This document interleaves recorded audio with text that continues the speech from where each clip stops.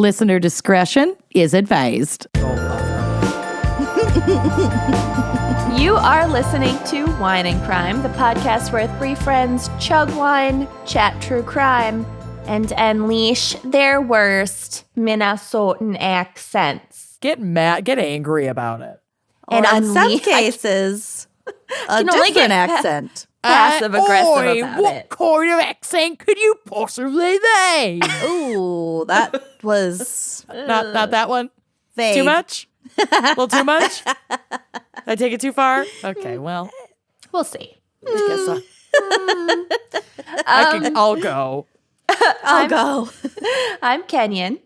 I'm Lucy. And I'm Amanda. Oi. Okay. Amanda is an East End sailor. I don't know if there are sailors in the East End.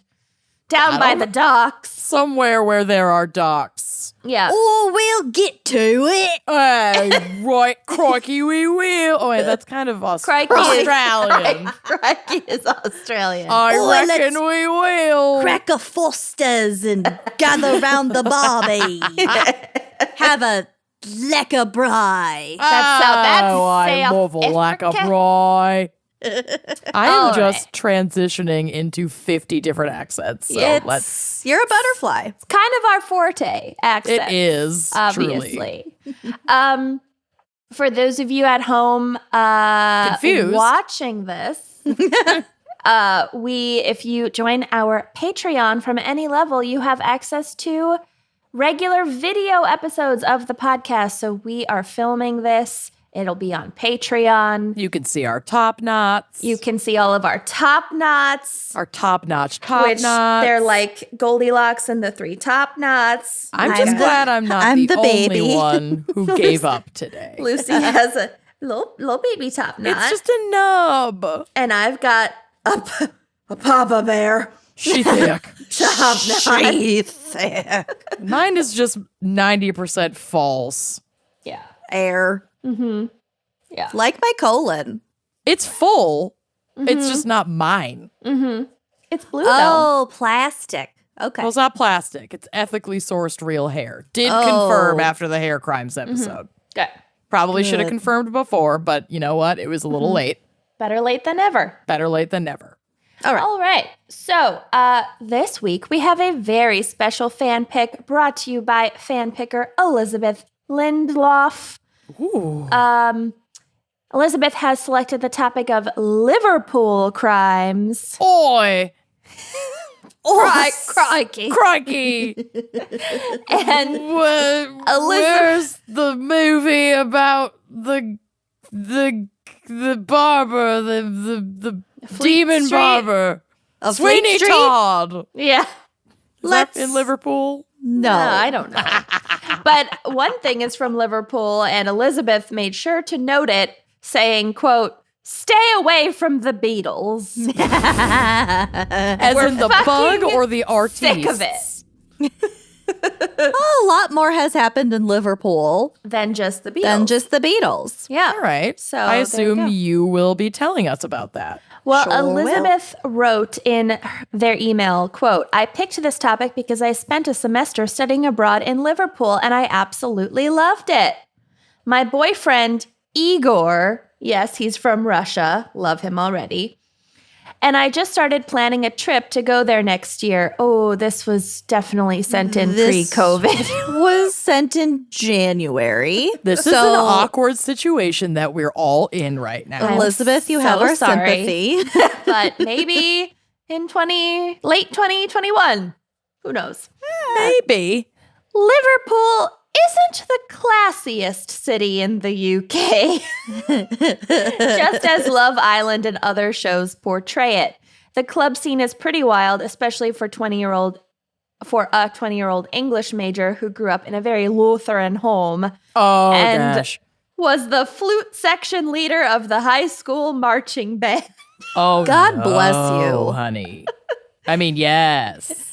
Though Though Liverpool is the home of the Beatles, I would like to stay away from stories about them and focus more on the city itself. Also, shout out to The Lodge and Takeaway Land for fueling many late night bevs and burgers. Takeaway land. All of that makes sense to me. That sounds Takeaway. magical. I didn't know they had burgers in England. I thought they only had fish and chips and curries. But Both of okay. which sound And like really the meat. good. What's the meat? Meat pies. That you shave off. Oh, Shawarma? Shawarma. Uh-huh. Yeah. Yep. Sure. Shawarma, hardly know her. Oh my God. Elizabeth sent in her own geography. Yes. Oh, I love that. So my uni accommodations, so English, were located in the suburbs. So English. Did you take maths? Did you snog? Did you pass your exams? We're located in the suburbs of Liverpool named Aigburth. Aigburth. That is the sound I make after a good poop. Egg birth. I've birthed an egg. Yeah. Which is 100 miles north of Licky End, Yes. 66.1 miles west of Penistone, Yes. and 2.2 miles south of Dingle. Barry. Only the brave go south of Dingle. That's true. Yeah. I'd like to give a shout out to my boyfriend Igor. I forced him to listen to a couple episodes, and now he actually requests it on long car rides. # propose Igor. What a good old chat. That You are a-hole. going to be insufferable this entire episode. I'm trying to get it out at the top so people can fast forward. Don't get it out at the top because, All right, again, okay, we'll get going to then. it. No, The save it for a rain very in Spain. specific. Save it for a very specific moment. Purpose. Oh, Okay. All right. Well, let's ease this Igor into it. with our wine crime pairing for Liverpool Crimes. Yes. Full disclosure, I was not getting my shit together enough to actually procure this wine, but you can order it online. Today we are drinking the Wollersheim Prairie Fumé from Wisconsin. Because the fan Liverpool picker of the Midwest. the Liverpool of America, I guess. Our fan picker recommended this winery. Elizabeth is from Wisconsin. Got it. But we Okay. won't hold that against her. Well, I mean, a little bit. don't speak for me. Elizabeth. This is a Céval Fumé, which we have never covered before. Céval Blanc is indigenous to France and is a productive grape that ripens early in the season, making it suitable for cold climate viticulture. So, of course, it would do like well in in Wisconsin. The France of the United States as well, No. according to Kenyon. It has found City of considerable success. Mille Lacs. Oh, wait. Mille that's Lacs, the Minnesota. City of Lights. Wisconsin Dells, City of It Lights. has found considerable success. I think they have an Eiffel Tower there, so it counts. In the United States and Canada, and also England. Ever heard of it? Where it is the most widely planted grape. This is very popular in England, so it all circles back. And the term fumé in winemaking indicates that this has been aged in oak, giving it a richer and less acidic flavor profile. Though on its own, this kind of Céval Blanc drinks a lot more like a Sauv Blanc. And there are Sauv Blanc fumés as well. So it's Is not it super. smoky? No. No. Because that's what fumé means. Yeah. See, I mean, you can probably get some of that Yeah. profile, but that's Yeah. not. That's not. No.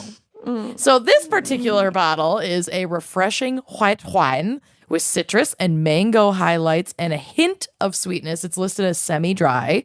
This is a nationally acclaimed triple gold medal winner, triple sow cow. And it clocks in at an easy drinking 10% ABV, and it's a crack attack. So we're going to let Kenyon do the honors this week. Sure are. And I did not procure this fumé, No. but because you can't ship alcohol to Kentucky. But I am going outside my comfort zone. Oh, and jeez. I've got a Chardonnay here. Oh, I know. I don't know. I have never had it, but this is the cracker that I had, and this is the cracker that I'm going with. I love it. Okay. You crack me up. All right. And always pick your crackers. We ready? 1, Yes. 2.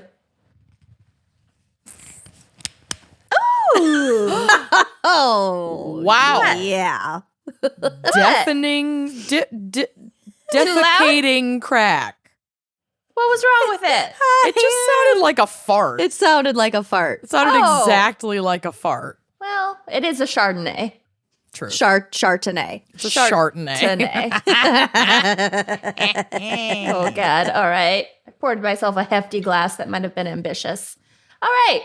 Cheers. A job. Cheers.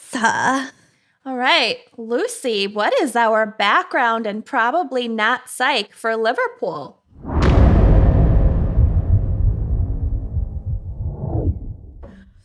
Ooh, I opened this wine a while ago. Oh, that's real buttery. We're all striking out. Kenyon's just done.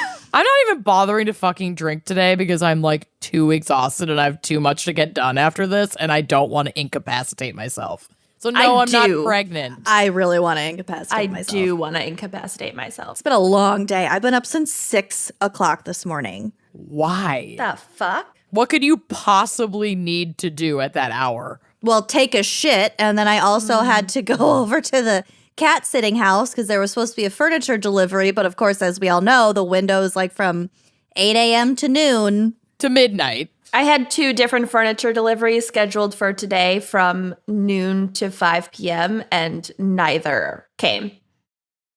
Cool. 2 different companies, 2 different shipping companies, neither arrived. Wow. Fun. The world is burning around us. All right. Okay.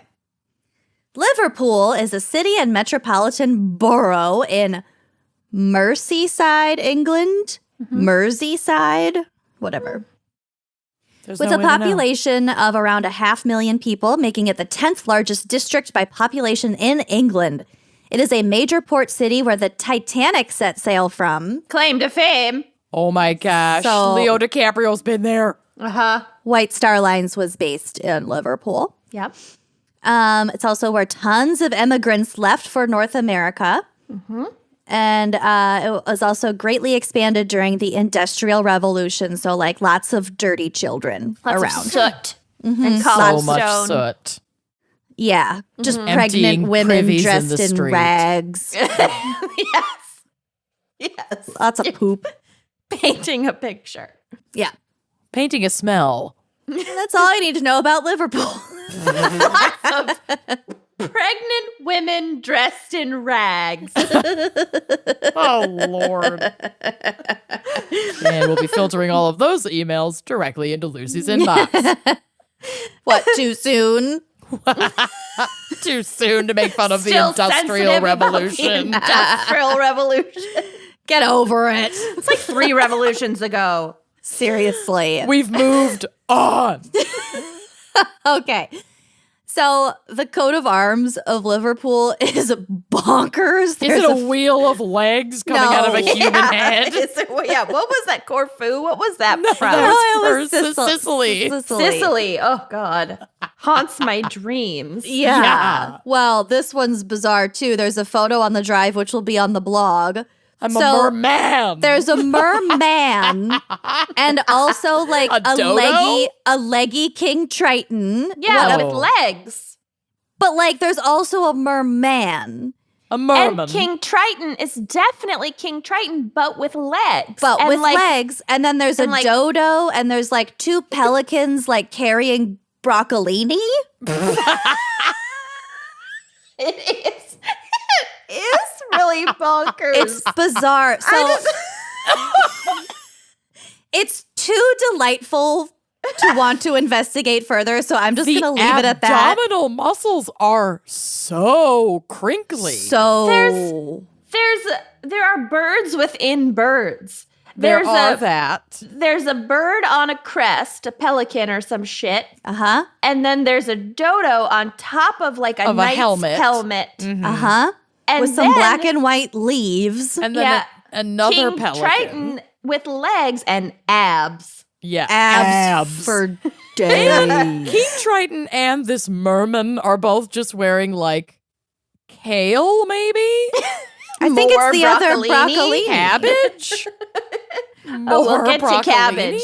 We will get to cabbage. Oh, crikey. One of them is like blowing a shofar, and then King Triton is holding a flag with another bird image I also on like that it. they're both Yeah. casually leaning on the crest with one They're a elbow. lot. Also identical twins. Right.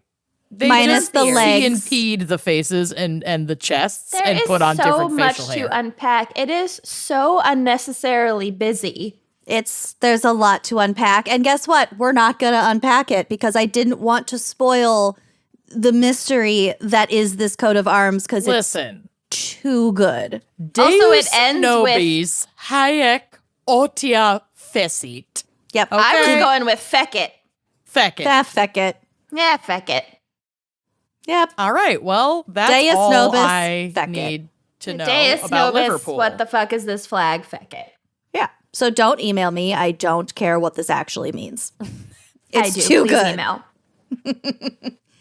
Lots of culture in this city, perhaps most notably for a certain musical act that we were specifically told not to talk about, so I won't. But the also, flies. musicians from Liverpool have collectively amassed 56 number one hit singles, more than any other city in the world. But I would venture to guess that unnamed musical act probably contributed the most To a of lot that. of it. Mhm. Yeah. Gave them a real leg up. Mm-hmm. Okay. The name Liverpool comes from Old English lefer, meaning thick or muddy water, and pole, meaning a pool or a creek. So it's like a muddy pond. A muddy crick. People who live in Liverpool are called Liverpudlians. Liverpudlians. Pudlians? I know. And Is that poodles cute? who live in Liverpool are known as Liverpoodlians. Poodlians. Liverpudlians. I don't think Pudlian is a cute word. I think it's cute. It reminds me of what's that fairy tale Pugsley. about all the little Lilliputian. What am I trying to say? I don't I have know. no clue. You lost me a long time ago. There's like Lilith a giant. Years ago, you Yeah, lost there's like me. a giant, and they're little guys, and they like Jack and the tie him Beanstalk. down. Nailed it. Whatever. Jack. Gulliver's Lilith- Travels? Yes, there's something Gulliver's Travels about it.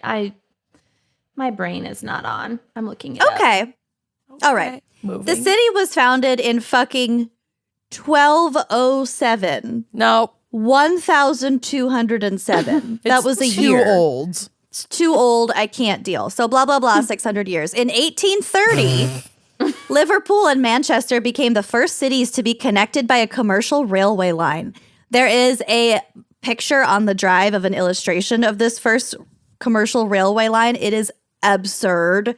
It looks like a child, like when you go to a theme park and they have like the area for like the super little kids. Oh, it's like a little kid's train ride. It's like an open topped, just a bunch of open topped carts connected.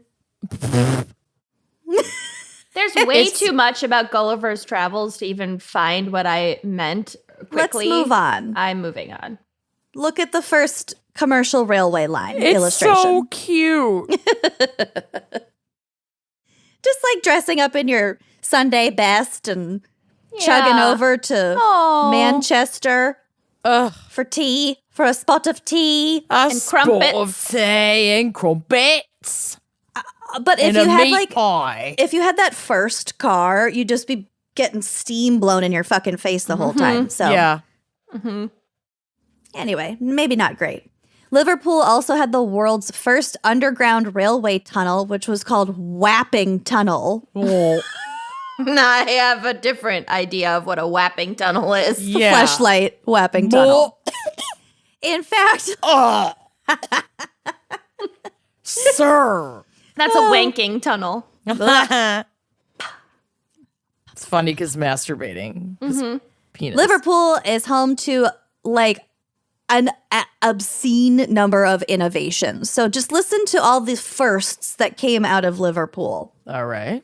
The first, School for the Blind, Mechanics Liver. Institute, High School for Girls, Council House, and Juvenile Court were all founded in Liverpool. Wow. Charities such as the RSPCA, so that's the one for animals, the NSPCC, which is like one for kids. It's like the same thing for children. There are still Age kennels. Concern. Yeah. A very liberal adoption program. With a $25 fee. Is this one spayed? This child. Does it shed? Age Concern, don't know what that is. Relate, also don't know what that is. And Citizens Cannot Advice Bureau all evolved from work in the city. The first lifeboat station, public bath and wash house, the first sanitary act, the first Like the first act of just being clean. The first shower. Maybe the first mandatory. I assume they mean Law. some sort of law, like a but it just creed. sounded really funny. Yeah. Well, they also had the world's first integrated sewer system Whoa. that was constructed in Liverpool by James Newlands, who was appointed in 1847 as the UK's first borough engineer. So, like, that was a big deal. That is a That big is. deal. Sewer system's very important. Cool. They had the first medical officer for health, who was William Henry Duncan, the first district nurse, the first slum clearance. That doesn't sound good. I think we might want to strike that one from the record. That doesn't sound good. And also, still goes on today. Yeah. Oh, powder horn. Yeah. Yeah. It's happening all the time. I think I didn't look into like the verbiage of that phrase, but I think it was mostly the idea was revitalizing portions of the city. Well, that's Yeah, always that's still- the yeah, idea. That's still the idea, but yeah. I know, but I'm just saying that was like the first instance of that happening. The first purpose-built ambulance, the first X-ray medical diagnosis, the first school of tropical medicine. Liverpool is so tropical. It truly is. This Yeah. makes this tracks. Just it's a humid. It's not the heat, it's the humidity Yeah. of Liverpool. I thought it was topical medicine, but it's not. It's tropical medicine. Topical would have made a lot more sense. I guess they did have a lot of sailors and stuff coming back from tropical places. Yeah. So that would make sense. Okay. We'll circle back to that because kind of a fun fact. The first motorized municipal fire engine, the first free school meal, the first cancer research center, all originated in Liverpool. The first British Nobel Prize was awarded in 1902 to Ronald Ross, professor at the School of Tropical Medicine. Oh my gosh. A twofer. Orthopedic surgery was pioneered in Liverpool by Hugh Owen Thomas, and modern medical anesthetics by Thomas Cecil Gray. In the arts, Liverpool was home to the first lending library. So like library. The first, the first art center, and the first public art conservation center. It's also home to the UK's oldest surviving classical orchestra and repertory theater. So Cool. it's just the first place. Everything. Yeah. The first modern building in the world. Pretty much. In 1864, Peter Ellis built the world's first iron-framed, curtain-walled office building, which was a prototype of the first skyscraper. Oh, you were serious that the actual first modern building of the world came from here. So where it's Yeah. mostly glass with an iron frame and curtains. Bonks. Interesting. Yep. Très bonks. Trey bonks. The UK's first purpose-built department store was Compton House, completed in 1867 for the retailer J.R. Jeffrey. Ever heard of it? No. It was the largest store in the world at the time. Although I have watched a lot of bad, like B-rated period shows, series about department stores in the 19th century. Just saying. specifically about department What's stores? wrong with There you? are two different ones. One is better than the other. I don't remember their names. Neither is great. And y'all know what I'm talking about. I don't. I truly do not I was know what you're talking to about. the listeners Oh. who are my kindred spirits. who are on my level. Who also have no idea what you're talking about. Period. TV. Stop Googling things just to No. convince us that it exists. Well, you guys isolate me sometimes. Oh my God. All right. Get a there's Nintendo Switch and then this won't be an issue. So these are the two. There's Mr. Selfridge, which is on Masterpiece on PBS. And Okay. there's The Paradise. And Mr. Selfridge is probably better. Both. I'm going about- to end my Selfridge and go to Paradise. Continue. This is one long selfridging. Okay. It's my masterpiece. Sort of the first Olympics happened in Liverpool in the 1860s. And yes, I know it's like Greek, Athens, whatever Olympics, but like I was like, modern Olympics. Okay. And here's my favorite fact. The UK's first bananas came in through Liverpool's ports. Oh, wow. Tropical medicine. There Yeah. we go. Yeah. Tony Bananas. That would be pretty crazy to see the first banana. Be like, what the fuck? Can you imagine? You want me to eat this yellow penis? Sir. And then you're like, oh my God, all it needs is peanut butter. And then you're like, oh my God, potassium. I have never met you before. This is amazing. My shingles have cleared up. They're just gone. Scurvy. Whatever. Also that. Itchy. Itchy and starts with an S. Okay. So you know that we could not care less about sports ball, but when I Googled just the word Liverpool, the first like dozen search results were all about their soccer/football team. Yeah. The Liverpool Football Club or the Liverpool FC. The team competes in the Premier League, the top tier of English football. Domestically, the club has won 19 league titles, 7 FA Cups, a record 8 League Cups, and 15 FA Community Shields. In international competitions, the club has won 6 European Cups, more than any other English club, 3 UEFA Cups, 4 UEFA Super Cups, also English records, and Super 1 Cups? FIFA Club World Cup. Wow. Coincidentally, their outfits are wine and crime colors, red and teal. Oh, fun. What? I'm Googling that now. They're cute. Yeah, I had to get through all that bullshit before I could get to their outfits. Okay. The team was founded in 1892 and is currently the world's 8th most valuable football club, valued at nearly $2.2 billion. Billion? Wow. Billion. Why? The club's anthem is "You'll Never Walk Alone," which at first I thought you were going to say was you'll their- never walk again. And I was like, ooh. That's not what you said. And I'm less scared now. At first, I thought that was just their tagline because, like Amanda just pointed out, seems kind of creepy. But it turned creepy. it is their anthem. So the song "You'll Never Walk Alone" is a show tune from the 1945 Rodgers and Hammerstein musical Carousel. Okay. Oh, Amanda, take it away. Sure. I don't know it. No, I'll play it for you. Don't worry. Hold on. If it's not from Cats, I don't know it. This just caught me so off guard because I think of like crazy British football fans, and then it's No, like Rodgers and Hammerstein. "You'll Never Carousel. Walk Alone." Oh my God! Yes, and yes, I will play it Don't for you rain once on again. my parade. That- is the Manchester Football Club. There it is. theme I song. would watch so much soccer if that was the anthem. Oh yeah. Oh my God. I would yeah. not just sit and putta.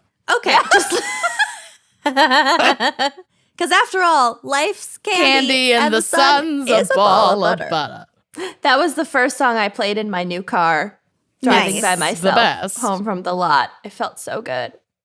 Okay, so in the second act of the musical, Nettie Fowler, the cousin of the protagonist Julie Jordan, sings "You'll Never Walk Alone" to comfort and encourage Julie when her husband, Billy Bigelow, the male lead, falls on Male his knife. gigolo. Exactly. Billy Bigelow, male gigolo. Falls on his knife and dies after a failed robbery attempt.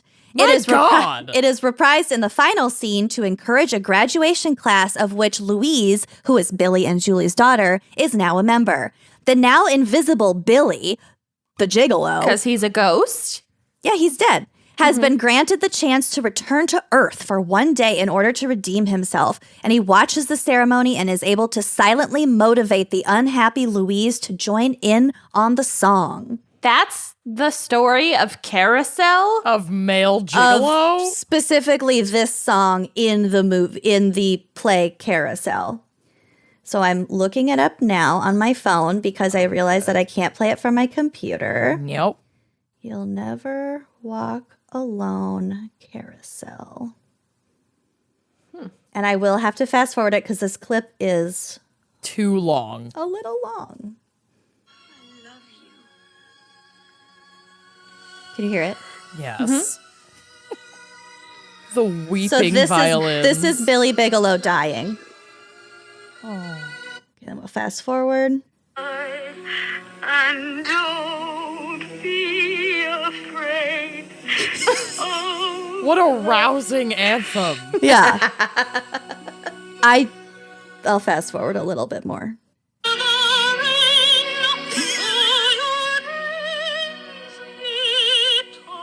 Can they hit those notes in the stands? How is this a sports anthem? Your guess is as good as mine. Kick the ball. The score is still 0-0. It's good.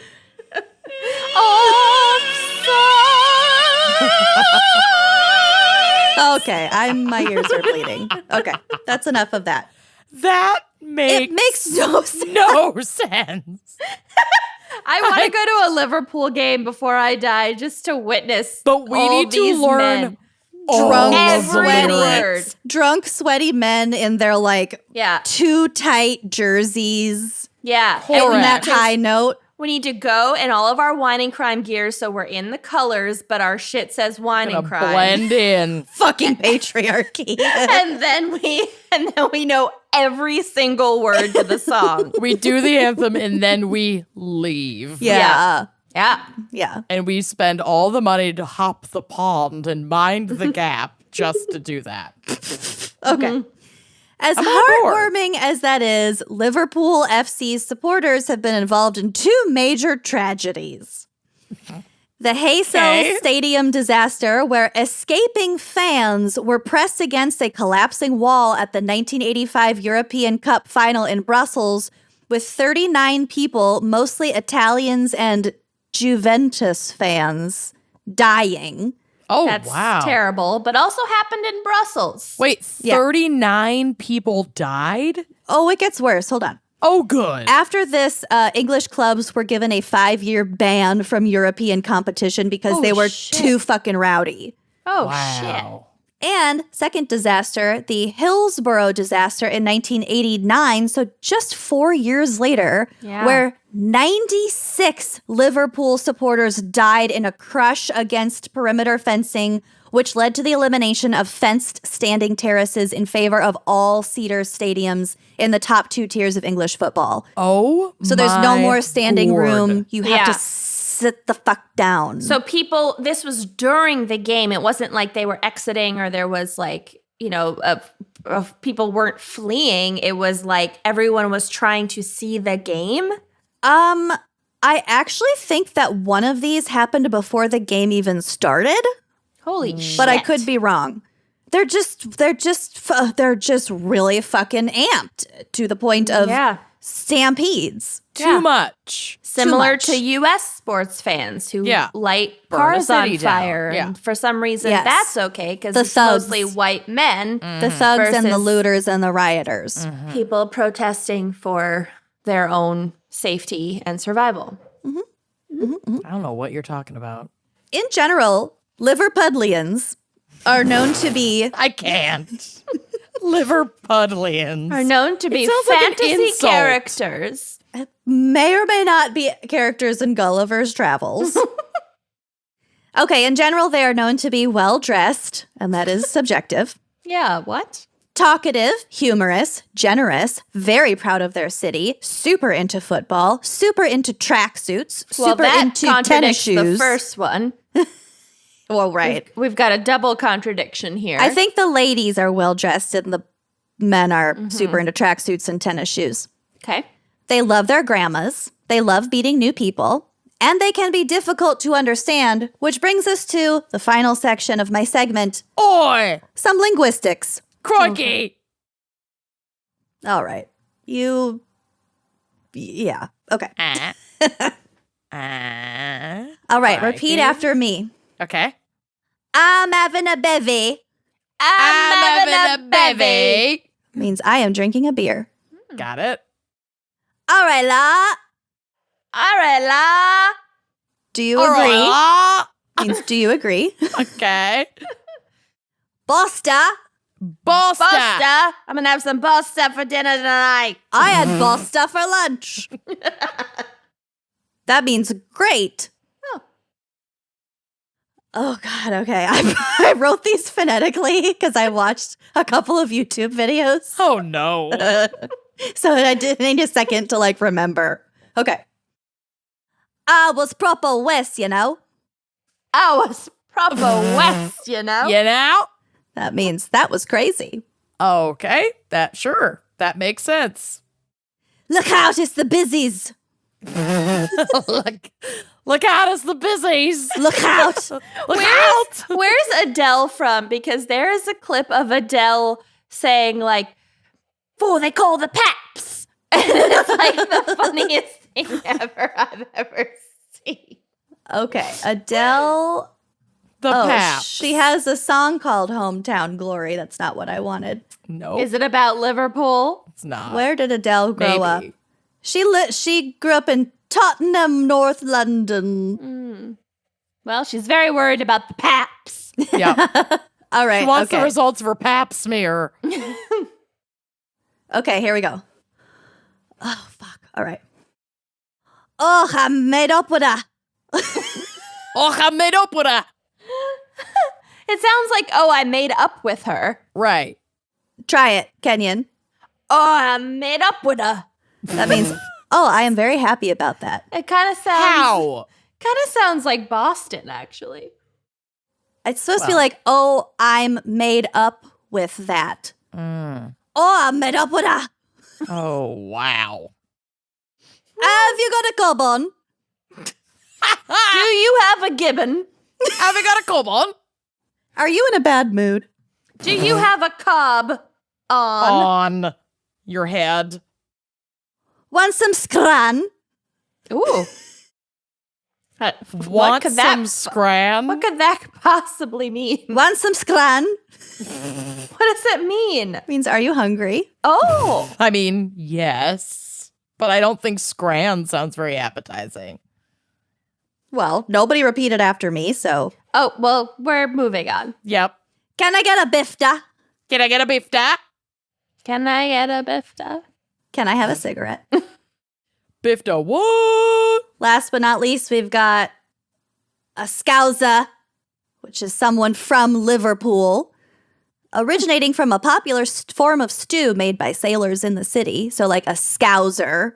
Scouser. Oh. And someone not Okay. from Liverpool is called a wool. Whoa. From south of the wall. Whoa, wow, baby. Okay. Oh, wow. All right. Well, so sorry. I think we nailed it. No notes. We It's like basically a sound like weird- locals. It's like a weird, there's definitely like some Scottish influence Oh. with this. There's a lot of I don't hear it. I don't know. Scran. Want some scran? Yeah. Yes. Cran.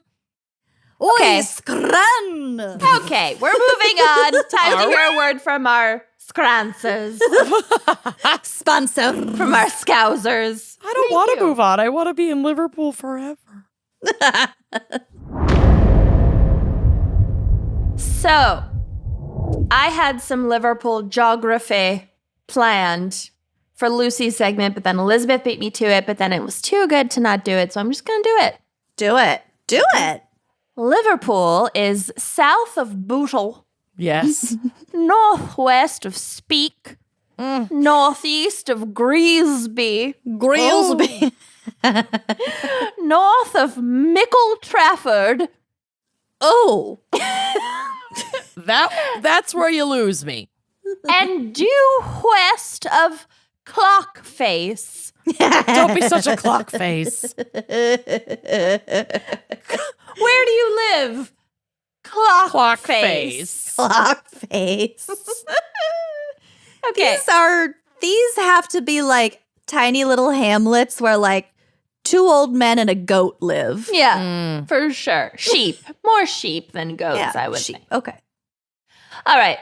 My case. So, for the vast majority of his life, most people who knew William Herbert Wallace would likely have described him using words like average and unassuming.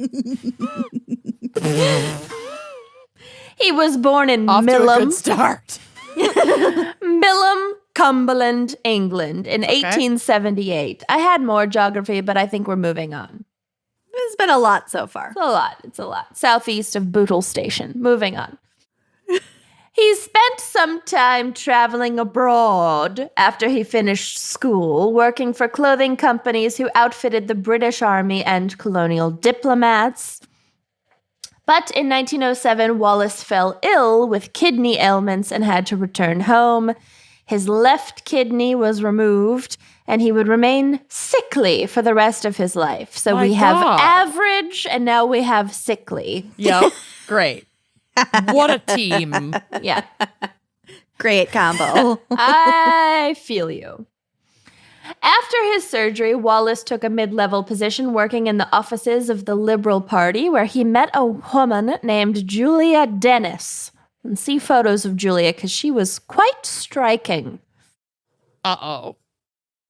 In a Wow. good way? I just think she looks Oh, cool yeah, as she's fuck, amazing. right? Oh, yeah. Hat. Yeah. And she looks like she's made out of porcelain. Yeah, Yeah. she looks like an actual doll. Yeah. She's an English rose with a massive hat. She kind of looks like your mom. Mine? Lucy's mom? Yeah. Little I see bit. it. It's the papery eyelids and the thin lips. I was going to And say the sharp the nose and the slight cheekbones. and sharp nose. Yeah. Yeah. I I'm see going to it. send her a picture of this right Yeah. now. I would love to see your mom with that hairdo. The like huge Oh, Yes, please. double comb. I second this. Yeah. Okay. Make it I happen. can make that happen. So, not much is known about Julia's early life except that she was the daughter of a, quote, ruined alcoholic farmer. Ruined. Wow. That's harsh. Yeah. Where did this quote come from? I don't know. Yeah. I don't know. Newspapers.com. Yeah, all of our sources will be on the blog, but I'm sure. The New York Post. that's like the only professional title worse than aspiring rapper. Right. SoundCloud Ruined DJ. alcohol. SoundCloud DJ, aspiring rapper, ruined alcoholic farmer. There's your top 3. There's You know 3 there's- of my ex-boyfriends. There's one person, at least in this world, who fits into that description like a Who glove. fits into the what's it called? Gulliver's don't- Travels. The No way. circles that overlap. Venn the Venn diagram. The Venn diagram. God, my brain. Okay. Wallace and Julia married in 1914 and seem to have lived a fairly happy life for the next 17 years, or at least not unhappily enough to draw attention to themselves. Okay. To be You deemed okay? failing No. alcoholic farmers. What is happening? I don't know. Kenyon's just Chardonnay. barely hanging on. Chardonnay, man. I've had less than half a glass. Oh my gosh. It's okay. It's a large glass. So, My mom doesn't see the resemblance, but I'll make her see it. It's there. Okay. The most notable event in Wallace's life during this period was that he lost his job with Oh, the Liberal no. Party and found a new job in Liverpool working as an insurance salesman. Okay, He and honey. Julia moved into a house on Wolverton Street in the Cabbage Hall. I told you we would get to the cabbage. The fuck? Cabbage Hall is a neighborhood, apparently, in Liverpool in 1915. Okay, England needs to get a fucking grip. Get it Get a together. grip. Nobody cares that much about cabbage. It doesn't get its Nobody. own hall. Its own town. I do Yeah. like cabbage, though. Well, yeah. And they built a comfortable life for themselves. Wallace joined a chess club and learned to play the violin. He was really into his hobbies. Yeah, too much. Well, when you lose your job, he was writing a rock opera. No, but he became an insurance salesman. He launched his SoundCloud landing page, yeah, he got has a lot of irons career. in the fire. printed 8,000 business cards at a discount that now he cannot get rid of. That now he's gluing together to form furniture in his home. Updated his LinkedIn profile. He uses the cards to heat his home. with burning tinder. He and Julia would sometimes invite friends over for musical nights where she would accompany him on the piano. This Nope. is so old-timey, I can't. Yeah. Nope. Don't make me sing. Yes, they're already like doing vocal. Warming up. Don't make me sing. Oh, no, don't make me sing. Don't make me sing, not again. You will never walk alone.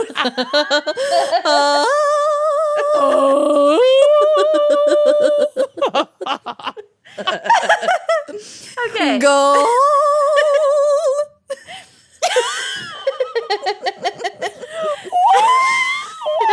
Yellow card. That's soccer, isn't it? He's totally faking it. It didn't hurt that much. Ref, what the fuck? My glasses are just falling off. Okay.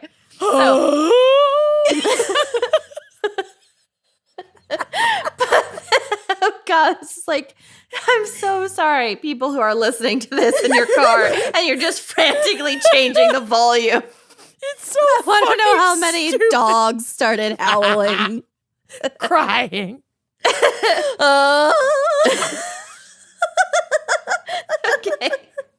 I don't know what it is about you doing that just fucking destroys me. I'll send you a recording. You can make it your ringtone. Yes. Every time I call, it's just that. Okay. Holy shit, I'm sobbing. Okay, but then in 1931, Amanda cannot get a grip. Amanda is Cabbage Hall. Oh, yeah. Amanda is every town name in England. Boodle. Gonna be over here crying. Don't mind me. But then in 1931, probably to the surprise of everyone who knew him, Wallace became the center of one of the most discussed murder mysteries of the 20th century. Ooh.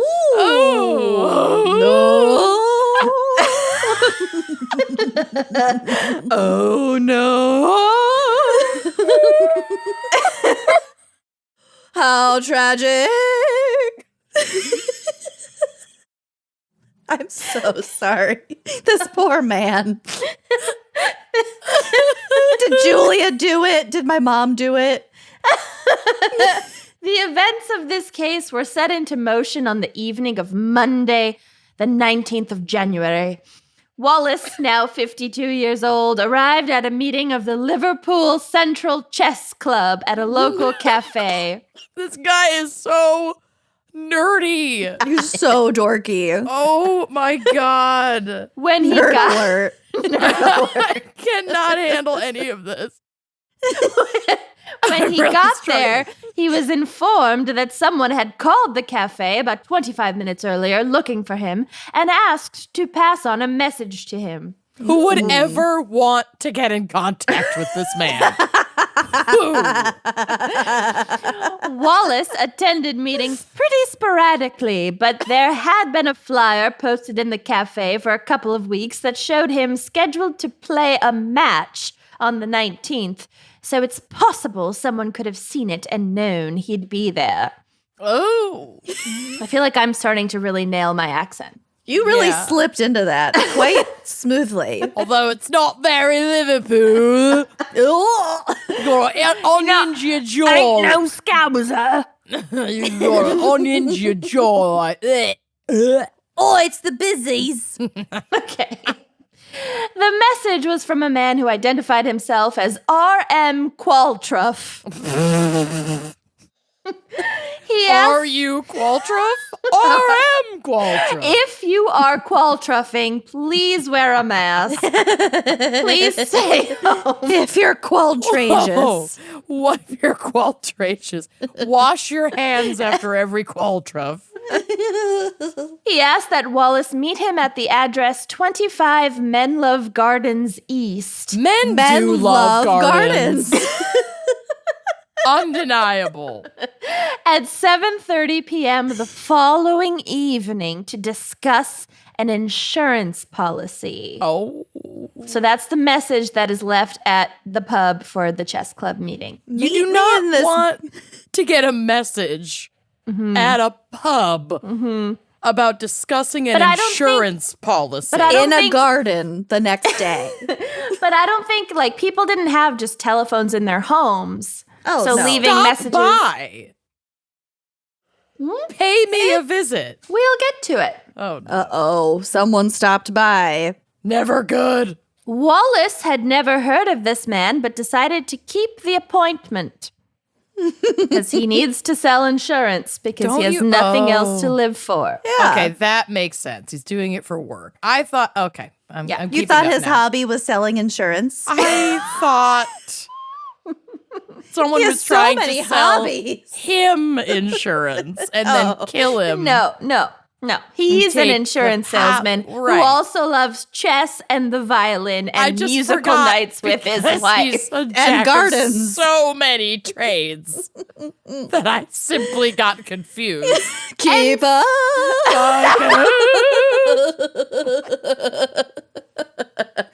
People.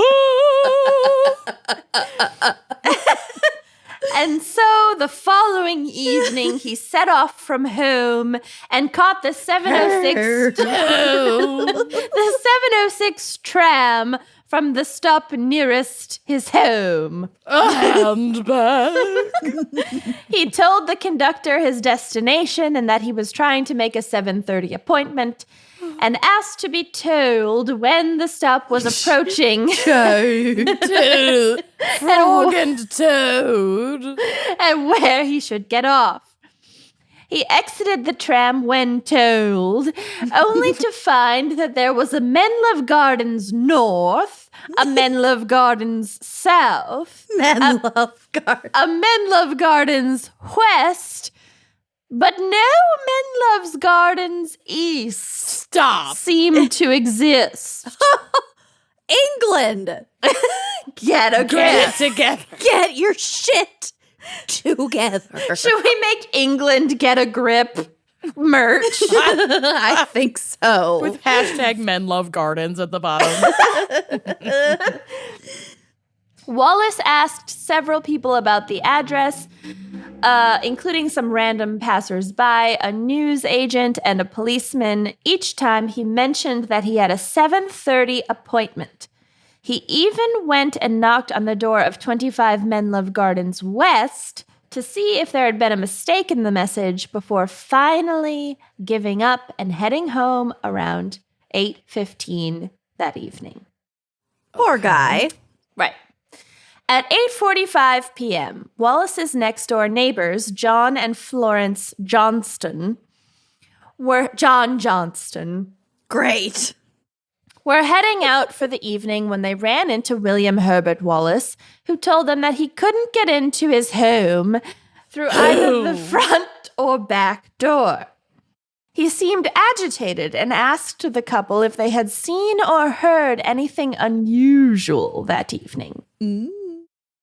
They told him that they hadn't and waited while he tried his key in the door again. And this time, to his surprise, the door opened without a problem. I too struggle with keys. Right?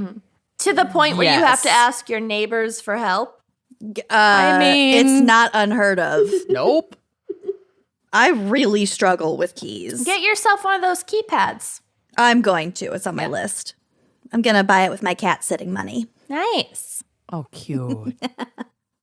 So the Johnstons waited outside while Wallace entered his house, only for him to return moments later proclaiming, "Come and see, she's dead." She's dead. Well, in this case, you may walk alone. Yeah. The horrified Johnstons entered the house to find Julia's body in the front sitting room in front of the fireplace. The fireplace. She'd been violently bludgeoned. I'm slipping into something. Violated. Violently bludgeoned. To death with her blood spattered on the walls. Jesus. Wallace reportedly remarked somewhat uncouthly, "They've finished her. Look at her brains." I thought you were going to say, look at her breasts. Look at her brains. Look at her brains. He then, no homicide is funny except when it's so old we can make fun of it. Sure. The statute of limitations on laughing at this Right. murder have come and gone. Right, right. He then noted that a locked cabinet where he kept his insurance collection money had been broken into, and about £4, which is about $380 today, had been stolen. That's a lot. Yeah. Nothing else was taken from the house, despite the fact that Julia's handbag, which also contained some money, was in clear view. Handbag. Was in clear view on the kitchen table. So if somebody was just going for money, they missed out When on she grabbed some. the purse. Yeah. It's right there. Yeah. The police were called, and officers who arrived on the scene searched the house. They noted that the bedroom appeared to have been rifled through, so at some point they got to the bedroom, which I believe was on the second floor. But the rest of the house was undisturbed. They also noted that underneath Julia's body was a Macintosh coat, Computer. which you guys made fun of me for before, for knowing what a Macintosh was. It's a I've raincoat. forgotten that moment already. Yeah, that doesn't. Grab your Mac. I wrote in It my... sounds like something that we would do, though, so I believe you. Yeah. Yeah, I believe you. I just Yeah, grab your Mac and some wellies.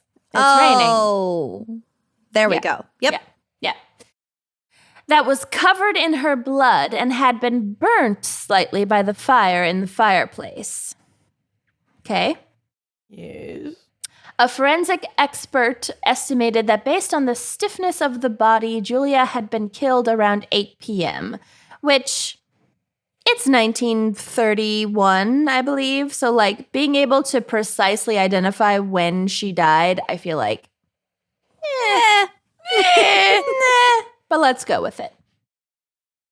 After examining her further, he also noted that she had been struck numerous times in the head with a blunt object, and the most severe wounds were likely occurring while she was face down on the floor. So after the first blow, she probably fell, was probably unconscious, and then was struck again and again. Again?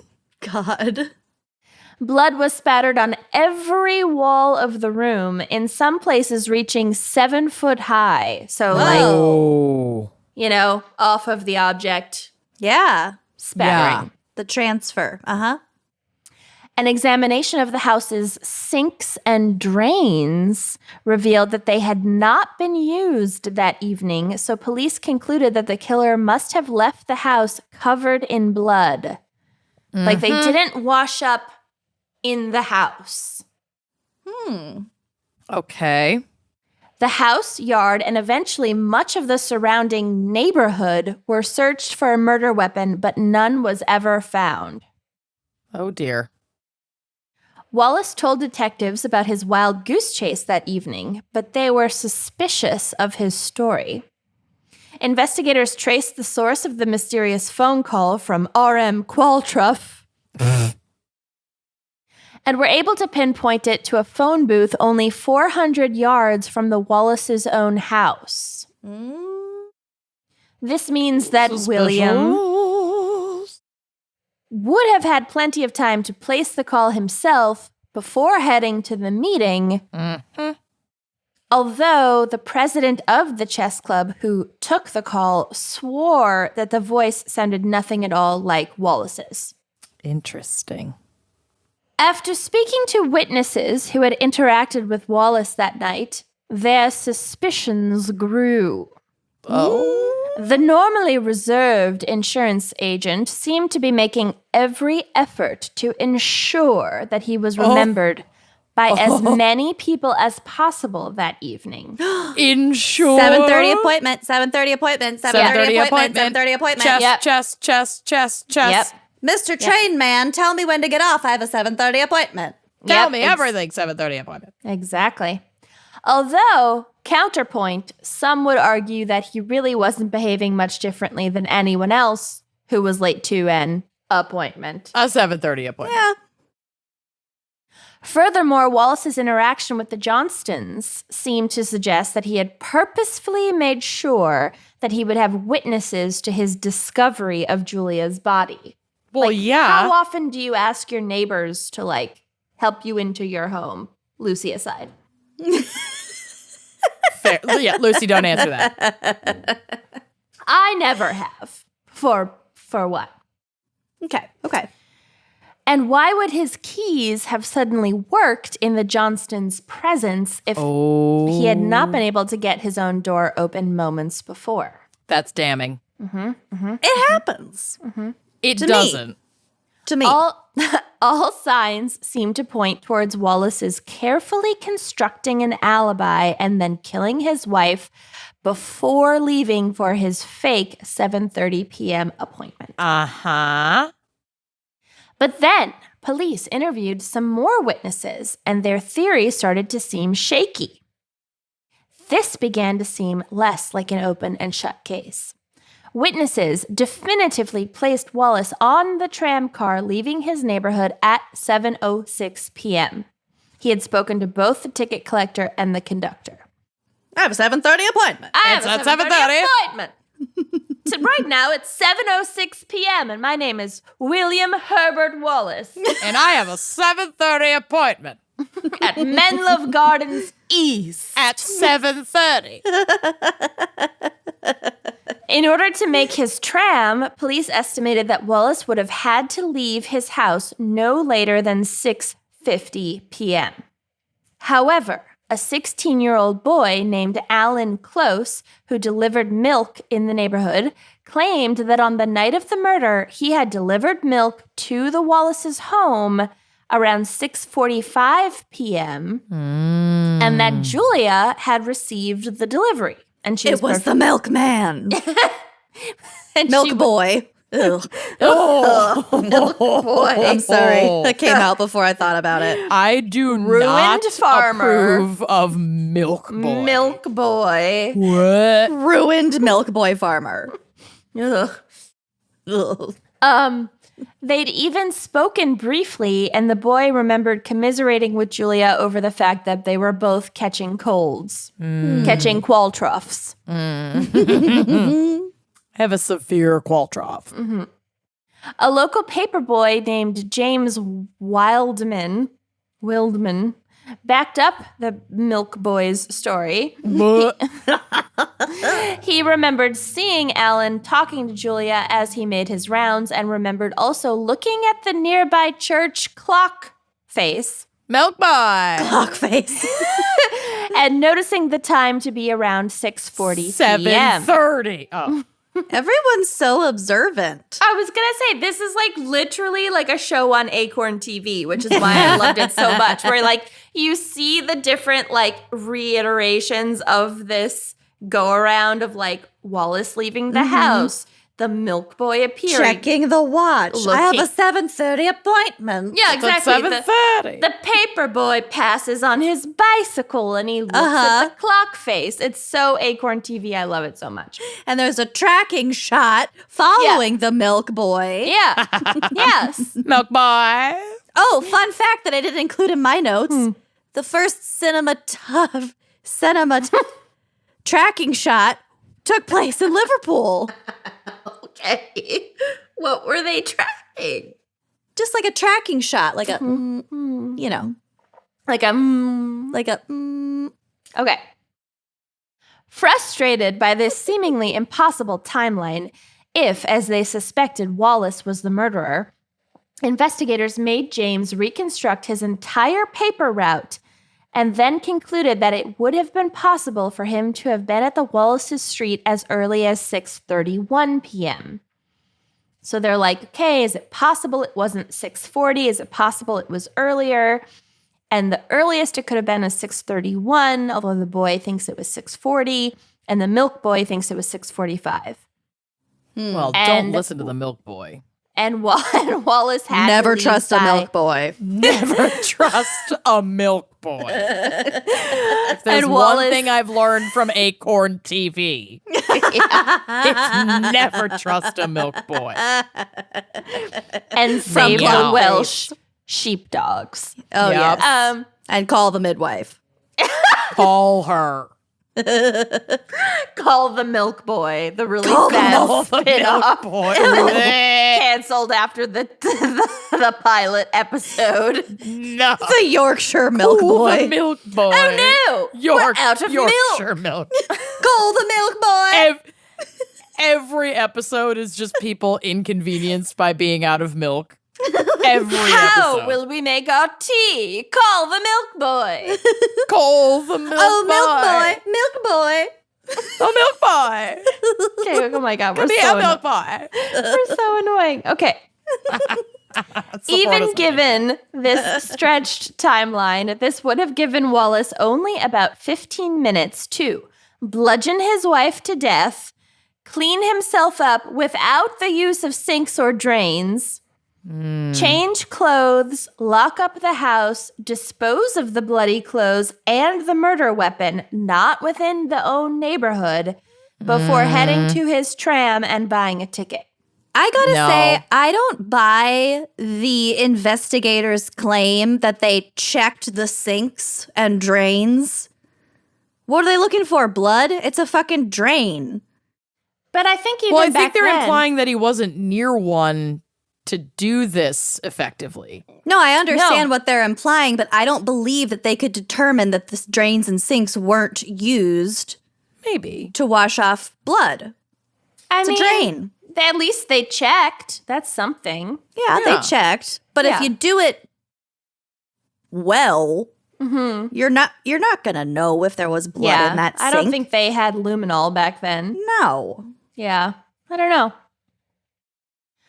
Maybe it was dry. Maybe everything felt very dry. Maybe. It is Liverpool, after all. Maybe. Known for how dry it is. It is muddy pool after all. We were just talking about how tropical it is. Police also considered the possibility that he had killed Julia after his futile search for Menlove Gardens East. But given that witnesses placed him in that neighborhood as late as 8:15 p.m., that would also have given him even less time to get home, kill Julia, clean up, and be back outside before the Johnstons ran into him at 8:45 p.m. And also, he wouldn't have necessarily known that the Johnstons were going to run into him. You know what I mean? Okay. Does he have a twin? Oh, That'd be a amazing. Liverpool twist. An If equally a Liverpool twist. If this were an Agatha Christie novel, then absolutely yes. Okay.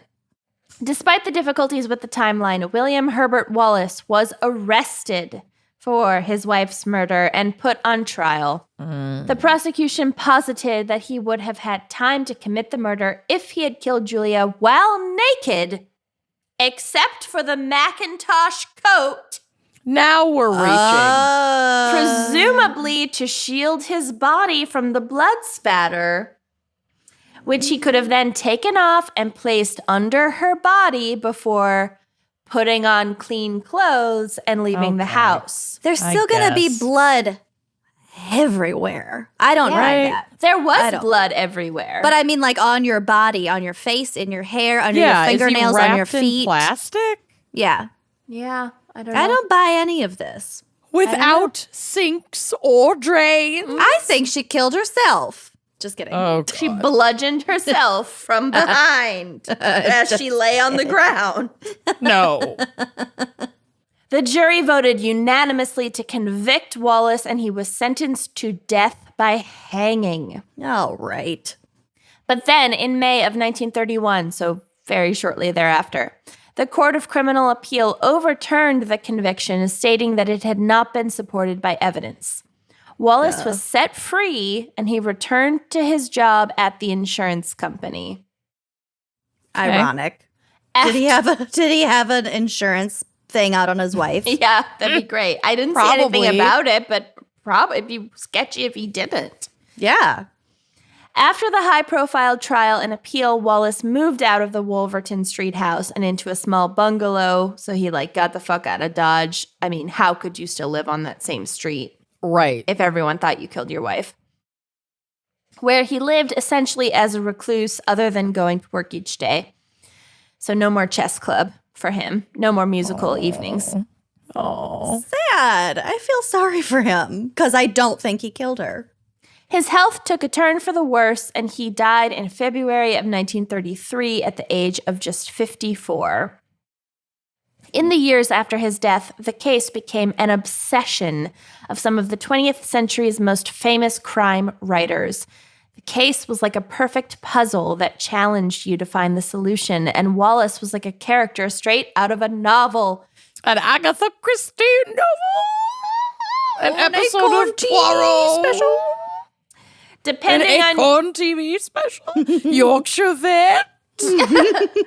and Wallace was just like a Welsh sheepdog named Tig. Tig. Depending on your interpretation, he could have either been a hapless everyman or a criminal mastermind. Oh, why He not did both? play chess. He did play chess. You got me there. Crime writer Edgar Lustgarten, Alan Lustgartens, Man, Lusk. Man, The fuck? Lost Gardens. said of the Wallace case, quote, any set of circumstances that is extracted from it will readily support two incompatible hypotheses. They will be equally consistent with innocence and guilt. It is preeminently the case where everything is canceled out by something else. The case has inspired endless speculation, but for a very brief rundown of some of the explanations that have been offered for the murder, we have one theory. The Johnstons killed Julia. This theory is the dumbest. Okay, let's get that out of the way. Got it. And it hinges on the fact that the Johnstons had a copy of the Wallace's key. Obviously, they're neighbors. That's normal. And could have let themselves into the house to kill Julia. They could have also known that Wallace was at the chess club the night before. They could have placed the phone call because it was nearby the house. Additionally, Okay, we got means, but what about motive? well, so more for the means, and then we'll get to the motive. They also, well, not means, I guess, but sketchiness. Sketchiness should be an additional factor to means, motive, and opportunity. Totally. I think sketchiness. For this show, yes. For actual In reality, justice system, no. Yeah. Sketchiness factor, they abruptly moved out of their house on the day after the murder, which some moves found. in a I don't day's know if I'd notice? want to live there. Yeah. But also, like, maybe I that might was not just a wanna live there. coincidence. Maybe they already had their move planned. You know? Yeah. Maybe, but Maybe, if they didn't, Sketchiness factor. Maybe. yeah, I don't. That's weird. In terms of motive, It's like Fear Factor, but worse. how could it be worse? There's no clear motive for the Johnstons killing Julia, who, by all accounts, they had a good relationship with. So, like, there's literally nothing. There's no reason for them to have killed her. Okay. Another theory. The Julia seen at 6:45 p.m. by the milk boy was not Milk boy. was not actually Julia. The So- twin. Mystery writer P.D. James published a theory of the case that involved Wallace killing Julia earlier in the afternoon, dressing up in her clothes to accept the milk delivery to make sure that she was seen at 6:45 p.m. She has an exquisite profile. I Yeah. don't think a boring dude could replicate her Yeah. beauty. Yeah, also, like, you get deliveries every day or every week, whatever. Like, you know what people look like. And they talked. Yeah, They had sure. a conversation. It wasn't like, Yeah. oh, I saw her through the window. They chatted about getting a cold. I don't buy Right. that. So this theory would make a great twist for a mystery novel, but seems unlikely in reality. Wallace was a full foot taller than his wife. They were well known on the street that they had lived on for 16 years, and he would not have been able to pass himself off as Julia. Other Okay. theory. I like this theory the best. A hired hitman. Oh. It has What I think. Yeah. Because he was trying to make sure he had an alibi. He definitely had an alibi. Yeah. You know? Yep. It has been theorized that Wallace could have paid someone to kill Julia while he was away searching for Men Love Gardens East. Away loving gardens. Loving gardens. All on his own, just adoring Just gardens. fucking up some gardens. Lusting after gardens. But no solid evidence has ever emerged to support this, and police believe the frenzied nature of the murder pointed to someone who knew the victim. Oh. Although, who knows? Couldn't you argue that a frenzied nature of a murder means that, like, oops, I fucked up. I just gotta do this thing and get the fuck out of here? I feel like there is something to people who know the victim are, stab more or Sure. are more violent. More But it's- intimate. Yeah, but it's not super cut and dried. If someone isn't used to murdering someone, they're gonna Yeah. hit them a few times. Every hitman Sure. has a first gig. Every hitman. Hitman. But they couldn't find anything, like there was no like exchange of money. They couldn't like trace his cell phone. So like it's still possible that he hired a hitman, but they didn't find anything concrete to say that he did. And was there motive for him to kill his wife other than the possibility that he had an insurance claim on her? Not that I've seen. Nothing. All right. They seemed to be happily married. They had musical nights where she accompanied him on the piano. True. She sounds lovely. Don't make me Right. sing. You old so-and-so. Oh, don't make me. He does this all the time. Every Friday night at 7:30 p.m. It's our We appointment. do this. It's our standing appointment. Standing appointment. So the most So widely... fucking stupid. Why does anyone listen to this I don't know. shit? It feels so. It doesn't feel It's real, wrong and I'm what we're scared doing. that it's all gonna end at a moment's notice. Oh, it will. It's wrong what we're doing. Yeah. It's not okay. Yeah. Please just give us notice if you're gonna cancel us forever. Yeah. That would be great. I have a mortgage now. Okay. And anxiety, clearly. So, the most widely accepted alternative theory for Julia's death is that a former co-worker of Wallace's either lured Wallace out of the house and killed Julia, or acted as an accomplice to Wallace in the murder. So either was trying to like get back at Wallace for something, or was BFFs with Wallace and was the hitman. Okay, I could see this. But Richard Gordon Perry, who is the former coworker Gordy. that is in question, The pig who made it big. The pig made it big. was investigated and cleared at the time of the murder. But some very convincing circumstantial evidence has emerged in the years since for Perry's being involved in the crime. Although this is kind of, it's all fucking dumb, I think. Basically, Wallace, when he was originally questioned by the police, mentioned Perry as somebody that Julia knew and was familiar with and would have let into the house. Which So he almost just, seems like Wallace, like that's almost too specific. right. It's also, maybe he was giving a whole list of people who Julia would have let into the house. Exactly. And then other people say, like, if Perry was his accomplice, wouldn't it make it wouldn't make sense to volunteer his name to the police. Right, that's true. You know But what I then mean? it's that whole like hiding in plain sight thing. Right. But then also, If I do something so stupid, they'll never believe it was planned. I don't know. I mean, it's a big risk to take with the rest of your life. So I'll risk Perry it. also had no motive to kill Julia on his own. So, you know, who know, unless Wallace maybe paid him, but there's no evidence of that also. So despite the continued theorizing, it is unlikely that an entirely satisfying explanation will ever emerge in this case. Too much time has passed. Yeah. We got nothing. And as Had no luminol. Too as much luminol mystery has gone writer down that Dorothy L. Sayers put it, quote, "The Wallace murder had no key move," which is a chess term. I looked it up. Oh, That's okay. chess.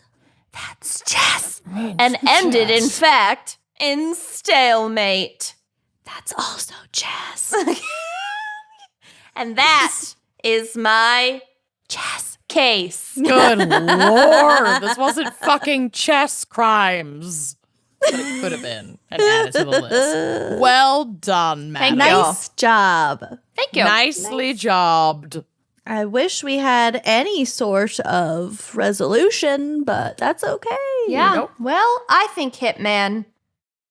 I think Hitman or just an unhinged person trying to fuck with Wallace. I'm But kind then of on how board did with they coworker lock theory. the door when they left the house? I mean, it was the 30s. Maybe they just lifted a window and shut it again. Yeah. Like It was locked the the 60s. doors. Yeah, I don't Yeah. know. Yeah. I think that the creepiest crimes to me are the ones that come out of fucking nowhere and make no sense, and we'll never understand it. We'll never figure it out. It's just random because some people are they just want to kill someone. That's I it. kind of like the Macintosh Wallace did it theory. And he But he wore a had no- Macintosh. I They know, sang but every Friday. Yeah, There's but just- I mean, there's it's too usually much the husband blood. did it. there's too. I think the husband arranged it. Mm-hmm. I don't think that even wearing a good raincoat is going to get rid of all of that evidence, like Then on your why person. is the raincoat even there? She was inside her own house. Why would she wouldn't be wearing a Macintosh? It wasn't raining outside. Like she went out Maybe she was tidying. to chase after the milk boy. I mean, maybe anything's possible, but not that we know of. Nothing all that right. I read said that it was Coworker raining. theory. Okay. I don't know. Well, we'll never know. Yeah. I think it was the milk boy. Are we ready for my case? Yeah, I think. My case. I'm ready. All right. No geography. We've been through it. Okay. We know it's somewhere in or around Peniston. We know it's a ridiculous name somewhere within 10 miles. North Pretty of much. Bootle. So this case took place at the Cameo Cinema in Wavertree, Liverpool, where on the night of March 19th, 1949, 2 employees of the cinema, Leonard Thomas and Bernard Catterall, the 2 most British-sounding dudes on the planet. Don't make me sing. No Don't one wants to make me hear sing. my caterwauling. Like, oh, Bernard. Bernard Catterall. And they were working that night at the cinema. They were reconciling the evening sales in the upstairs office after a large turnout for a screening of Bond Street, which apparently is like sort of a horror film, but it was the 50s, so like those barely existed. A thriller. And it was in this office that they were found dead from gunshot wounds. The assailant made it out of the theater past the remaining staff, but without any of the cash, and the entire scenario left investigators bewildered. This is another unsolved case. Lucy's gonna be pissed. No. No-ish. But it's not great. Okay-ish. I don't go over several theories that make no sense. So at least there's that. A manhunt immediately. Well, Like, that's a shame. it's cut and dry what happened. It's not on record Well, necessarily. that sounds piss poor. How boring. Let me grab my Mac. I don't waste the listener's time going over theories that make no sense. I I don't say regularly wasted time? beef up my case. Okay. I built an entire pool on my Animal Crossing island during that segment, so I was not wasting any time. Oh my God. Okay, a manhunt immediately ensued, but turned up absolutely nothing, not a single lead, until several months later, Liverpool police received a strange letter from folks named Jacqueline Dixon and James Northam. Quote, "Dear sir, That's this presumptive. letter is not a crank's letter or such like, nor am I turning informer for gain." Which, if you have to say it, honey, yes. you Yeah, starts off really defensive. I'm just You saying. have been searching Wavertree and district for the persons responsible for the death of the 2 men killed in the cinema when the persons responsible lived nowhere near the crime when the crime was committed. It says in the papers you are looking for 1 man, but I know 3 and a girl, not including myself, who heard about this plan for the robbery. I would have nothing to do with it, and I don't think the girl did. When I met Why her Sunday, mention her then?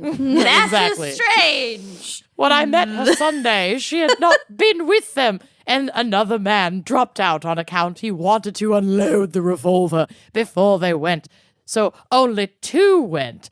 The man he took with him lost his nerve and would not go in with him, but said he would wait outside, but did not. He has not Somebody been... needs to take writing lessons. I Yeah, know. they needed an editor here. There's He a is lot. not, and this is all one sentence, by the way. Yeah. He has not been seen since, nor has the girl he lives with been seen about town 5 days ago. I seen the man who had done the job, and we got talking. Come on. End sentence Eliza 1. Doolittle write this letter. I said I wanted nothing to do with him, and he said, I'm in it with the him. man. Man. What I want to know is how I stand. I knew they were going to do the job. I can't even fucking do this. But I did not go with him. The I have rain proof. in Spain I was stays in the pub mainly. not far from Dale Street till 10 p.m. and was talking till 11 p.m. in Brownlow H to 2 people. I want to know if it turns King's evidence or something like that. Will I be charged? I like how at the beginning they tried to be as fancy as they possibly could, and halfway through they were just like, I done seen it. Yep. I have a record, you see, and he might say something to frame me with him to prove I speak the truth. The gun he used, he threw it in the pond in the park. The park is in the edge lane next to the Little Woods. Little Woods. Jeez. You are all over the My map. throat is so dry. Okay. The park is in the Edge Lane next to Little Woods. I have a feeling the park course was it literally is. called the park. Oh, God. He cut through the park for a 6'8" car. I'm scared of him. He wants me to go away with him, and I can't go down the town. I'm afraid of finding him where I stay. Adele wrote this. Totally wrote this. I don't know how you could get in touch with me. If I give me address, you might charge me with, unfortunately, next continued page missing from notes. Send my love to your new lover. It's out. Round my hometown. We could have had it all.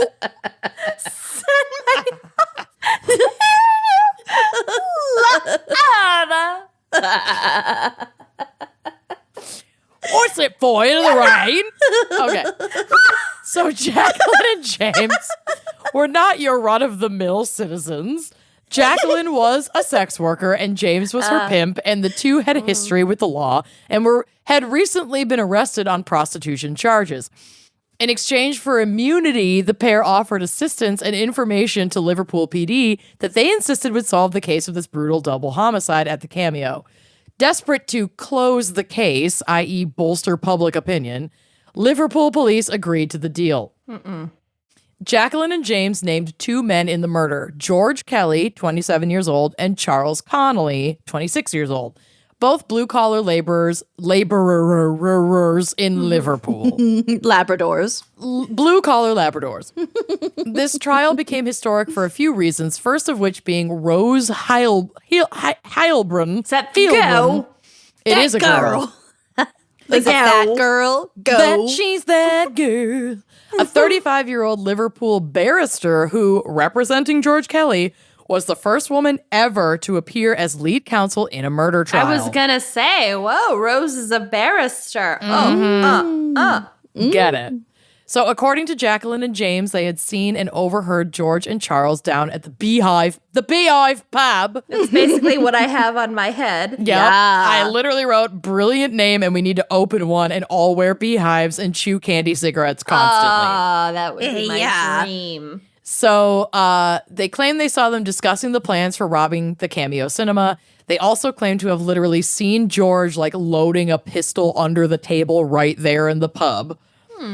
And then Very taking cinematic. Charles. I know, Yeah. right?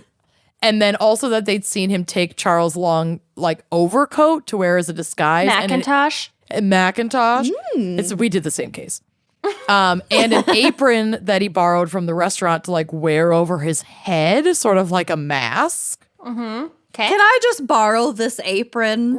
I know none of this makes sense. So since he was the one who was going to take the lead on the robbery and Charles was keeping watch, like George was allegedly piecemealing together this disguise. Got it. With this elaborate planning in a crowded fucking pub, you'd think there would have been several witnesses to this planning sesh, but no. Nobody else was able to corroborate this story. Not a single soul. So this girl and her pimp totally made this up, right? Oh, Jackie and James. Yeah. Oh, yeah. It's absolute horseshit. Okay. But no other witnesses were necessary because a jailhouse snitch by the name of Robert Graham, likely looking for some leniency from the law in exchange for information. We cannot trust jailhouse snitches, No. y'all. No. No. And he claimed that he was the go-between guy for George and Charles while they were in jail awaiting trial. He claimed that he passed notes on their behalf and that both suspects had told him about their involvement in the crime during rec time. But this was also definitely bullshit, and George and Charles wouldn't have even needed Robert to pass notes for them from cell to cell, seeing as how they were in neighboring cells that had slatted bars that they could easily whisper or pass notes through themselves without the need for a third party. So he just was like, I'm going to get in on this action and try to get some favorable treatment. That's exactly what he was doing. So once again, this was all just accepted as evidence. And sure enough, Robert got a reduced sentence for whatever he the fuck was in for as a result of his bullshit snitching. Yeah. Don't trust jailhouse It's not. If someone's saying, if you'll do this thing that will greatly benefit me, I'll offer you this very hard to corroborate if thing. you can get information about this person, you will greatly benefit. We'll trust whatever information you say you got. Unless it's corroborated by like DNA. Right. There are situations where it's backed up, but it Or can't if be the it's like an only FBI evidence. plant where they're pretending, where they don't actually have an interest. Bottom line is it can't be the only fucking, what is it called? Evidence Yeah.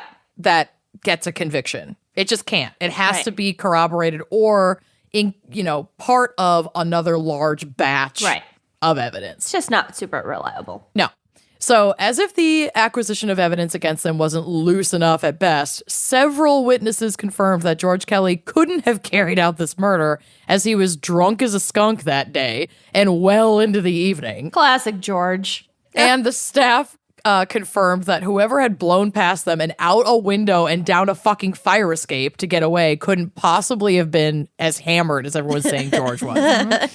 Furthermore, whatever mediocre ballistics available at the time were at least enough to confirm that the gunman had to have been left-handed and George Kelly was not left fucking handed. How could Wow. they possibly figure that out in 1949?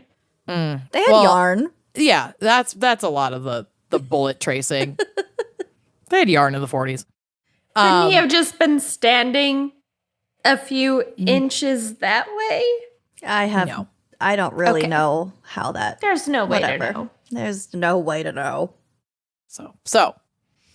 And Charlie as the lookout, well, not a soul could place him at the scene of the crime or anywhere outside of the cameo where he was allegedly posted up keeping watch for cops.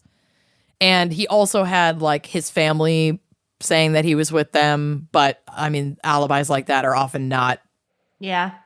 super solid, but still, it's like not only did he at least have an alibi, but there were no witnesses who could put him at the scene. So, and we haven't even gotten to the legitimate suspect now. So this guy, Donald Johnson, all right? Donald was a repeat offender when it came to robbery, and an arrest for one such a crime in nearby Birkenhead uncovered that he knew many details of the cameo homicides, including the type of gun used. Why and the volunteer that information? If the police ask you what you think, shut the fuck up. I mean, it I came don't out. think anything. I don't know anything about it. I But I think I mean- want a lawyer. Yeah. I mean, I don't care that he's offering up this information, though, because he's the one who did it. right. I mean, it's great that like a lot of criminals will always be stupid, but I'm Right. just saying like that, like you fucking dug your own grave, Well, sir. No, he Yeah. didn't, and we'll get to it. So he knew the type of the gun used and the positions of the bodies, and all of this information had not been released to the public. So this was really only information that someone who had participated or, perpetrated the crimes could have possibly known. He also allegedly admitted to committing these murders to none other than Robert Graham, who conveniently did not mention this when ratting out George and Charles. There were even witnesses putting Donald at the scene, including a fucking cop who had stopped him for loitering. But all of this testimony was deemed inadmissible because his defense team argued that it had been procured through threats by police, which honestly it probably was. It's a well-known fucking tactic. Oh, so if the police put those words in his mouth, then he didn't know things that nobody else knew. Right. Yeah, that's but I don't different. think that's actually what happened. Okay. So, in an attempt to get some charges to stick, he was charged as an accessory, but not convicted and went free and unable to even be questioned further about this crime. And the cops and the legal system knew that this was like 99% likely to be their guy, but now he was untouchable and they had to save face, so they continued on with the trial of George and Charles. Oh, well, we'll that's just fucked put up. 2 other innocent people in prison because we can't get the guy we know did it. Oh, yeah. They just But want to it's worse solve than the that. case. So now this is the second reason the case went down in history, because at the time this became like the longest criminal trial in like UK history, which made me laugh because there were multiple trials. The first lasted 13 days. which isn't very long. But it ended with the jury unable to reach a verdict, and so the case had to go to retrial. Where the two suspects had previously been tried together, they would now be tried separately, which also extended the length of these proceedings. In the second round, George Kelly was tried first, once again represented by Rose. And George Kelly's trial lasted 6 days. Wow. Again, Wow. this cracks me up. These are not jury long selection trials. takes like 6 weeks. Yeah. I don't know. It's amazing. But during this trial, he was found guilty and sentenced to death. Charles Connolly had accepted a plea deal, which some reports say actually hurt George Kelly's case because he maintained his innocence, George Kelly maintained his innocence, and Charles pled guilty at the advice of counsel. So people in the George Kelly trial were like, well, your accomplice said that you guys did it. Yeah, but that fucking sucks because It does fucking suck. Yeah, it's a plea Because they deal. didn't do it, and Charles likely took the deal because George Kelly was facing the death penalty Yeah. and didn't want more harsh charges. And back then, they carried out the death penalty quick. Yeah. Literally my next sentence. Oh. George filed for appeal in March of 1950, but it was rejected and he was executed in Walton Prison on March 28th, 1950. The crime occurred in 1949 Wow. and he was dead by the early part of the year in 1950. Yeah, Dang. so fucking quick. Yeah, it's terrifying. It's not like now. Yeah, No. it's different. Especially in light of the fact that this man didn't do it. So Charles, on the other hand, because of his plea deal, served 10 years and then was released, and he maintained his innocence until his death in 1997. Whoa. Then, kind of out of nowhere, in 2003, this headline from The Guardian pops up, quote, "Man hanged 53 years ago was innocent." And I'll finish up by reading a portion of this article to you now. Quote, "Announcing their decision yesterday, 3 appeal judges, Lord Justice Ricks, Mr. Justice Douglas Brown, and Mr. Justice Davis, and Mr. Justice Butterfield, concluded the original verdict was unsafe, quote, Well, it was for one person. yeah, seriously. The case was the oldest referred to the Criminal Cases Review Commission, the statutory body that investigates alleged miscarriages of justice. The Crown did not attempt to uphold the conviction. So the Crown was like, yeah, this was shitty at best. Yeah, We're going to it was overturn 53 this. years ago, and And they're both dead at this point. What do we have not to our lose? fault. Bye. So during the appeal, the judges heard that a statement given by a prosecution witness claiming a man called Donald Johnson had confessed to committing the crime and had not been disclosed at the original trial. What? So all the shit with Donald Johnson wasn't ever disclosed to the defense, even before he was like, all of that testimony was deemed admissible and he was acquitted for the accessory charges. What? Yeah. Bullshit. None of that information, which was so like George and Charles were apprehended, charged, and jailed before this shit went down with Donald. So they were like, we've come too far. We have Yeah. to prosecute these two. Yeah, we've already Exactly. got them in custody. We might as Yup. well murder them. Right. Oh, so that's so fucked. what should have happened is if somebody else came forward and gave, a confession, gave some testimony, then that information, which was entered into record, should have been provided to the legal team that is defending the people you Yeah. have facing charges for this crime. And I'm sure the jury would have liked to have heard that somebody else confessed Yeah, to the fucking crime. probably. Exactly. So Charles and George, again, never even knew that this guy existed. Quote, Kelly's daughter, Kathleen Hughes, left the courtroom in tears, refusing to comment. She had previously stated, "I have waited a long, long time for this day. I hope now I can give him a decent Christian burial, which I have previously been thwarted from doing." Oh, that's so sad. Yeah, she couldn't even move his remains out of a prison fucking graveyard Ew, that's and have him sad. properly buried because he'd been a quote unquote a murderer. Murderer. Oh. Oh my God. And on that tragic end, yeah, what? that is my case. What the fuck?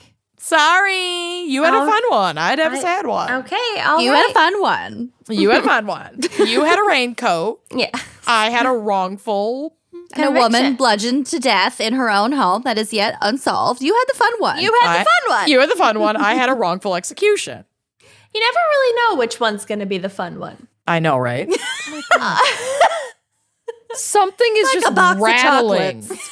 Anyway, there's like a death rattle coming from the wall. There is a death rattle coming from this podcast. Thank you so much, Elizabeth Lindlof.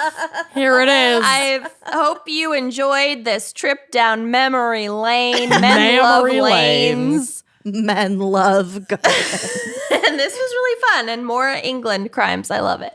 I really enjoyed reading my letter in 18 different accents. Yeah. So thanks for that. I enjoyed our linguistic practice. It was quite enjoyable. Okay. Okay. Goodbye. I gotta go get a cob on. Wait, no, that's not right. Goodbye.